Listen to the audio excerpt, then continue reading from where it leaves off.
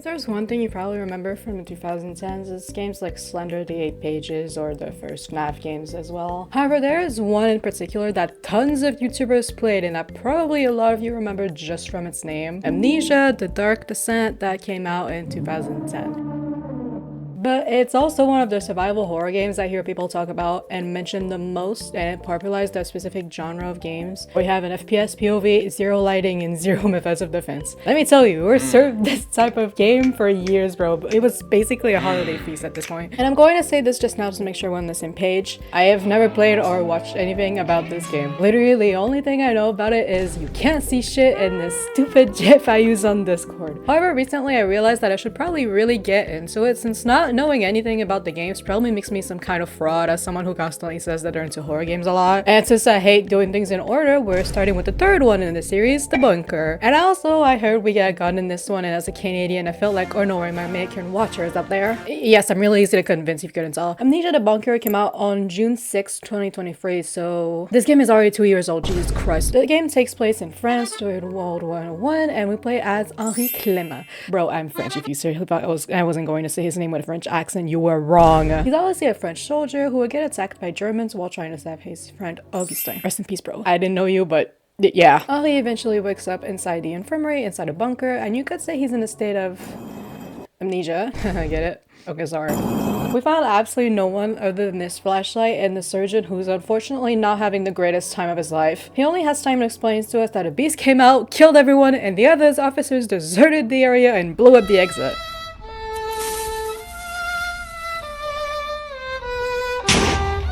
Oh, and also he gives us his gun, so it's a friend who finishes him off. What a good guy, right guys?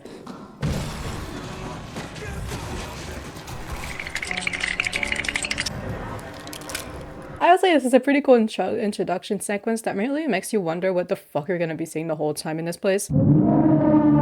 After watching her old me probably get decapitated or something, I don't know, and also struggling for 5 hours in the dark. Please, let's not talk about that. I stumble upon the safe room. In here you have a typewriter. Man, where have I seen this before? A lab to save, a map of the bunker, and a storage box to keep some of your items in since your inventory slots are limited. The map shows all the areas that you will inevitably need to explore throughout the course of the game to obviously end up blowing up the bunker. Again. Doing all that while, of course, still being wary of the, beast roaming around. A normal day in a bunker, really. Horror games means there are also items, of course, in which all of them are randomized. Like, genuinely, other than key items, all other objects have an utility and a random spawn point. So, of course, this is not a linear game. The game gives you an objective at the start, places to get there, and then it's free real estate. So, to traverse the site zones, this is where the game's mechanics come into play. First of all, we have this game's GOAT, the generator, that's inside the administration. Obviously, it's going to let us have electricity to turn on the bunker's lights, which will help us both to advance and navigate, but also to keep the beast at bay, as it is significantly more likely to attack if the bunker is plunged in darkness. But for some reason, all the light switches are turned off by default. Probably a malicious gnome that passed by here or something. Now, obviously, the generator is powered by gas, so it's not infinite, and you have to put more in it over time. Gas which can be randomly on the map. So you'll want to tell me, but Sylvie, we have a flashlight, so technically, we don't need to power the generator. Well, little Timmy, yes you do! First of all, like I mentioned, the beast prefers the darkness, so it is going to come out more to chase you if it's stuck everywhere. And your flashlight make noise,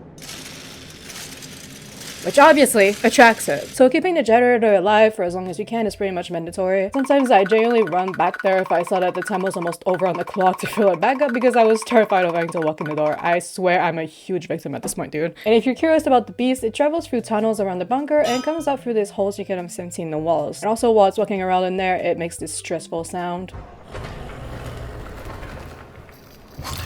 Sometimes I'd just be chilling doing my own things and I hear this and start panicking, thinking I was genuinely about to get jumped. Like, I swear, this isn't funny anymore.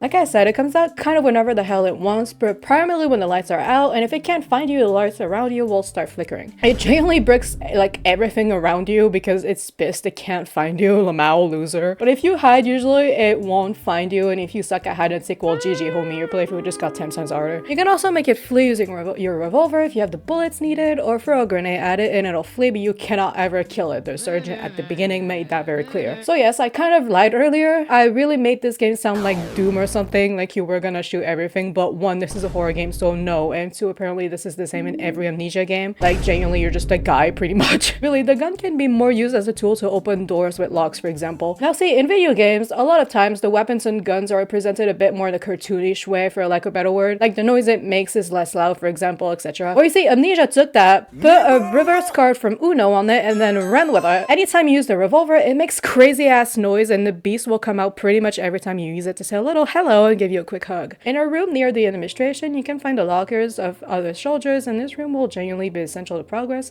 since the lockers can contain things like key items or fuel or even bandages. The twist, though, is that you can't just open these lockers, right? You have to go around looking for dead bodies and grab the little plaques that may or may not have the locker code written on it. This also seems like a really unsafe way to note down your code, but to each their own. And of course, these codes are also randomized. So what did you expect? It's the whole point of the game, bro. So like I said earlier, you can say goodbye to your guide websites. It won't work here, buddy. No matter which of the 4 areas you decide to check out first, you're pretty much guaranteed to meet the second obstacle of the game, the rats. Rats, we're rats, we're the rats. These red and evil ass rats are the most annoying thing I've had to face in video games in a while, and that says a lot considering Freddy exists in Dead by Daylight. They'll block your path most often because they're too busy having the feast of their lives on the dead bodies of other soldiers who of course died, laying down right in the middle of the hallway. And if you're thinking, oh but Sylvie, you're basically a titan next to them, just jump over or something like that. To which I answer, not that they'll stop you from jumping over them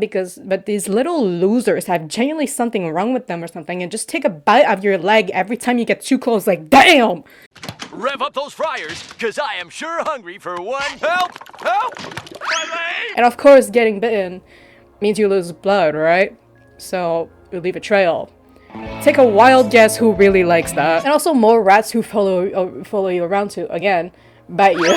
This is the most annoying circle of events I've ever had to go through. Please someone save me. Of course, there are multiple ways to kill the rats, thankfully, but that will cost you some resources. First off, you can obviously shoot them, but nobody does this because it's absolutely not worth it, because must I remind you, there's another big guy in this bunker who would really like to speedrun to our location instantly if you shoot with the gun. The most cost-effective way noise-wise is to throw a piece of meat somewhat close to them, which will make them go and feast on that instead for a few seconds while you pass ahead. There's the flare option as well that makes them retreat, or the more costly one being crafting yourself a torch and simply burning them. Though the best permanent way is unfortunately to drop some gas on the soldiers' dead bodies and lighting them with the lighter to burn them so that they won't have anything to eat anymore, like one of the notes mentions. Now, I don't know what went through my mind here, to be honest, but I kind of did multiple back and forths between all the different areas. I seriously don't know what went through my mind here, genuinely. Though I eventually went to the soldier quarters first, which is where one of the surgeons sends you a code through a radio to unlock the room that contains the dynamite we need inside the arsenal, which to access the communication room you need to find the required key inside the barracks that's placed completely randomly. Anyway, once you've done that, congratulations, you're finished with the soldier quarters, thank god. After that, I honestly recommend making your way towards the maintenance. It's filled with rats because of course it is, but it also contains the chapel, which if you take a look, has a pretty normal amount of blood near the entrance door. How interesting. Once you enter, there's obviously an obnoxious amount of corpse, but also an achievement. And I think this might as well be the most creative warning I've ever seen in a game, because this achievement tells you that you entered the beast's nest. This is, I think, the beast's only scripted encounter, and something really funny happened where I heard it heading my way, so I panicked and hid in the first closet looking thing I could find, which prompted me to literally hide with a dead body. Anyhow, I still ski to the pillbox, can skedaddle over there, or I become the beast's next poutine. Once in the pillbox, you can find some items, but most importantly, a ladder with light coming from it. I don't know if you guys realize how crazy this is, but it's genuinely the first time you see light since the game's introduction, like 2 hours ago at this point. At this point, you're probably filled with hope as you climb up the ladder and admire the world in the distance until you're brought back to reality. At this specific point, you're so focused on surviving and escaping the bunker that you kind of forget that there's still a world war out there. The way the game proposes the kind of imaginary aura of a beast that kills everything it can find, it reminds you immediately of the horrors of war outside almost as soon as you forget about it, is honestly pretty genius. It really asks you the question, are you sure you want to leave, or are you better off inside stuck with the beast? Up there, you can also find the corpse of the soldier who has the wrench inside his locker. With that, you can head to the prison while you're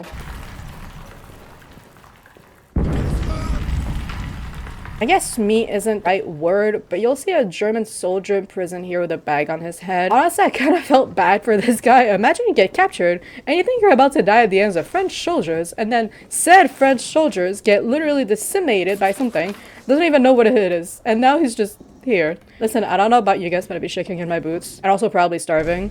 But listen, I have priorities. With the wrench, you can access the control room unless you open or close each cell. In his cell, after Bro gets the fire with the beast, but details. You can grab the cutters, which will let you open lock doors by breaking the locks. I don't think you needed to be a genius for this one. Also, I feel like it's important to mention, if you guys decide to play this game yourself over this video, the safe room was a safe room in my playthrough because I'm a loser who played on easy. Judge me all you want, I don't care. But in other difficulties, you're very quickly going to learn the difference between a safe room and a save room. A save room is, for example, like the ones with typewriters in Resident Evil, where Mr. X and Nemesis look stupid as fuck just standing there waiting to jump you as soon as you're stupid enough to head out. But in Amnesia, a save room is just a save room. So yeah, so the beast can get your ass here if you're not playing on easy, that is. The last zone that should be on your list if you've done everything in the same order as me is the arsenal. Fair warning, this was my least favorite. It's a labyrinth type area that's super dark with more rats and in which the beast likes to come out a bunch for some reason. Here at the end of the tunnel, you can at least get the dynamite. And now the real question. Where the fuck is this damn detonator, bro? If you paid attention while entering the arsenal, there's actually another zone hidden inside the arsenal under some debris. Now don't worry, I know this feels like a level with water, but don't worry, you just need to drain the water and continue forward. And at this point, you'll find yourself in the tunnels. Here, the setting is really different, honestly. Lots of statues, flying rocks, and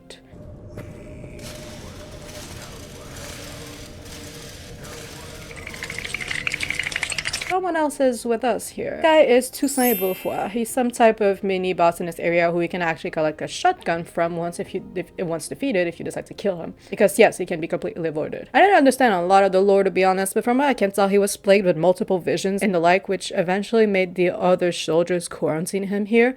Not too sure on that part. And he eventually scooped out his own eyes. If I understand correctly, he actually has a rather long story that connects to the previous games that also especially relates to the weird shit in the tunnels. Once he falls dead, at least in my case, he scared me, bro, you have the opportunity to grab the detonator. I also find the area where Henri actually saves Augustin at the beginning, if you remember, honestly, where I found both his locker code and a bunny plushie. Once I'm back at the bunker, the only thing left to do is to blow up the exit. After that, you fall into a hole and end up traversing more tunnels, only to end up in this room, which is clearly a boss arena.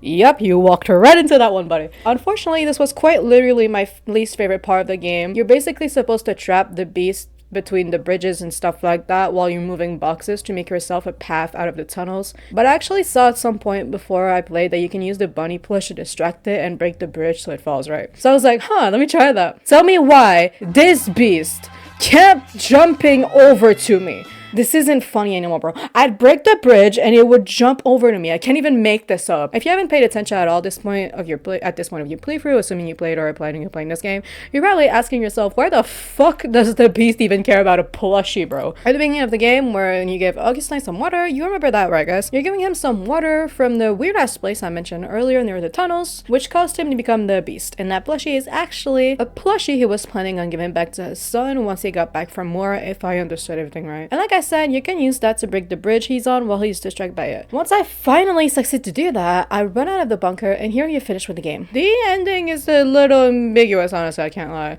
Henri falls into a river of both French and German corpses as German soldiers appear and are heading towards him, so we can imagine he was either killed or maybe taken as hostage. But, if you manage to escape by keeping the beast alive, he comes out with you. Still really ambiguous, but I was low-key hoping Augustin was still in there somehow and grouped up with Henri or something. Can you imagine the banger duo that would give us? There's a ton more lore I didn't pay attention to, honestly. Lots of connection to other games, but that's something for future me to watch video essays on. But I think it's time I said it. This game is peak, bro. Like, how the fuck did I never hear of this more when it came out? Maybe I'm a caveman or something, I don't know. It's honestly a really cool experience and I recommend it if you like horror games, or even if you simply like to get into them. No cap, I had to get Mortis to be in VC with me for the first session I did because I just could not play this game alone. The scary moments are genuinely almost never scripted, so when scary shit happens, you really feel like you're cooked, genuinely. The randomization aspect is also really nice from a replayability standpoint. Like, you guys saw most of Ghost in my playthrough, but since everything is random, you can play and totally have your own experience. Listen, even though I'm not one to do multiple playthroughs of games, sorry Silent Hill F,